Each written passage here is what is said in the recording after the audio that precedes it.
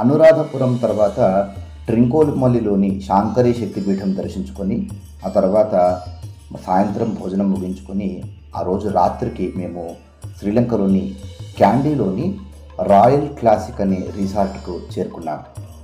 ఈ రిసార్ట్కు చేరుకున్న తర్వాత రిసార్ట్ నిర్వాహకులు మమ్మల్ని ఎలా స్వాగతించారో ఓసారి మీరందరూ చూడండి.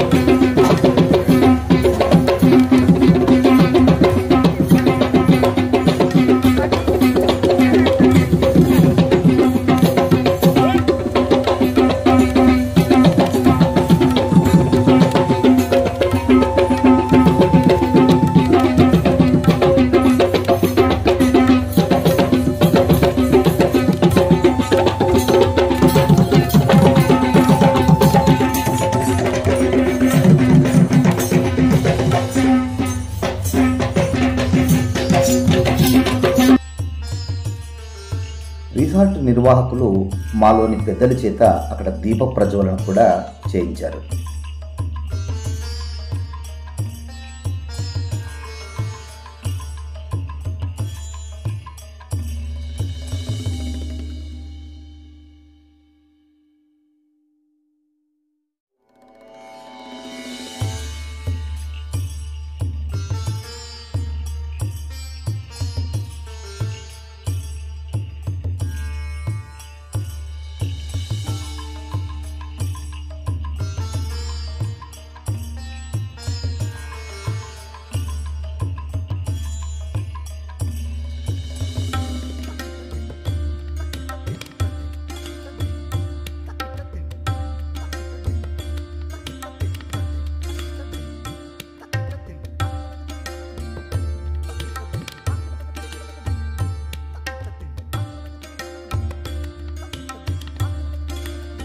ఇది మేము బస చేసిన రాయల్ క్లాసిక్ రిసార్ట్.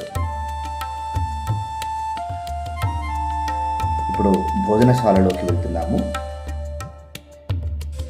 ఈ హాల్లో మేమంతా బ్రాహ్మణులమే కనుక అన్ని వెజిటేరియన్ ఆహార పదార్థాలు మాత్రమే ఇక్కడ ఉంచడం జరిగింది.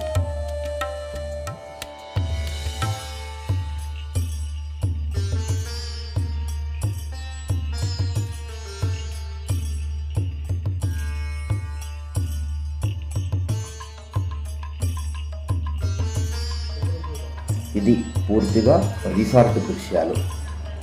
ఎక్కడ చూసినా కానీ విశాలమైనటువంటి హాలు, విశాలమైనటువంటి వసతి గదులు,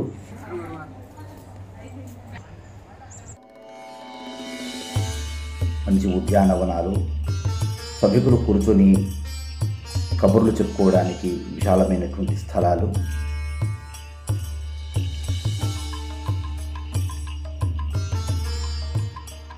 అందమైన ఉద్యానవనాలు, స్విమ్మింగ్ పూలు,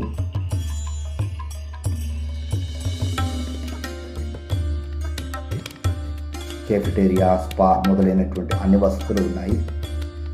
ఇప్పుడు నేనున్నటువంటి హోటల్ గది ఇది 103. ఇది నేనున్నటువంటి గది.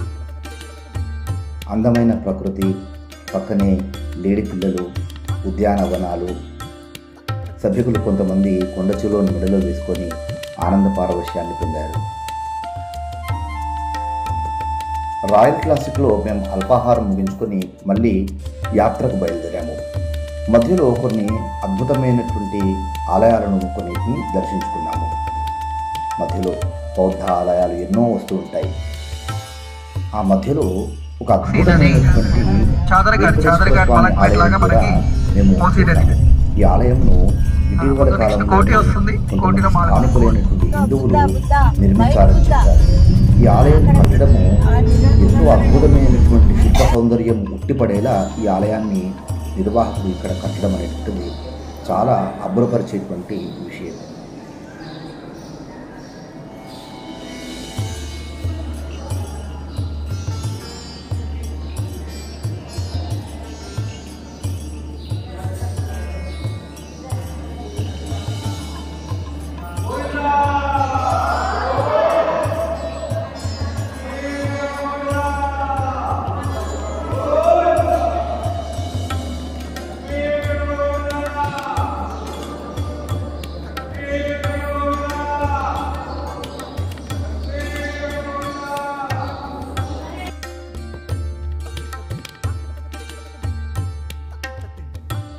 శ్రీలంక దేశాన్ని సింహళ దేశము అంటారు.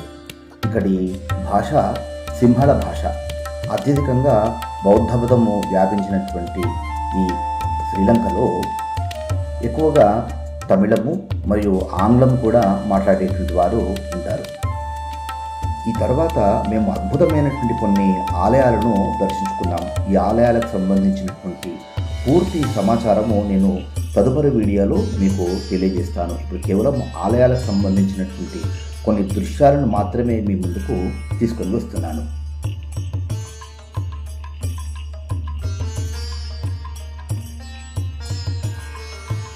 ఇప్పుడు మీరు చూస్తున్నటువంటి ఈ శివాలయము రామేశ్వరాలయము అంటారు ఇక్కడ స్థానికులు. ఈ రామేశ్వర ఆలయాన్ని రామచంద్రమూర్తి బ్రహ్మహత్యా పాతకం తొలగించుకోవడం కోసము స్వయంగా ఆయన చేతులతో నిర్మించాడు అని ఇక్కడ స్థానికులు చెప్తారు. దీనికి సంబంధించినటువంటి విశేషాలు నేను గతం వీడియోలో కూడా నేను తెలియజేశాను మీతో. అయితే భారతదేశంలో రామేశ్వరంలో ఉన్నటువంటి సైకతలింగాన్ని రాముల వారు రావణ సంహారానంతరము బ్రహ్మహత్యా దోషం పోగొట్టుకోవడానికి ఆ సైకతలింగాన్ని ప్రతిష్ఠించాడు అనేటువంటి పురాణ ప్రతీతి. అయితే ఇక్కడ స్థానికులు మాత్రము ఇక్కడ ఉన్నటువంటి ఈ శివాలయాన్ని కూడా రాముల వారే ప్రతిష్ఠించారు అంటారు.